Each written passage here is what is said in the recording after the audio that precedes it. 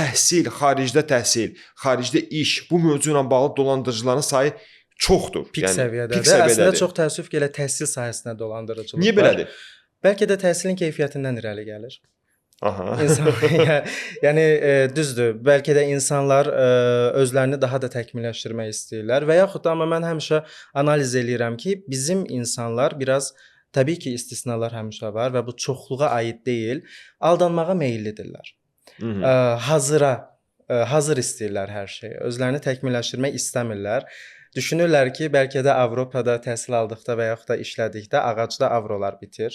Belə başlarından belə pulları tökürlər ki, gedək, onu hamı yığdı, mən qaldım. Və ümumiyyətcə bizim xalq keçmiş zamandan etibarən Rusiyaya inteqrasiya eləyib, Sovet dövründə də olsun, son zamanlar biraz azalıb, hal-hazırda da Avropaya doğru inteqrasiya eləmək istəyirlər.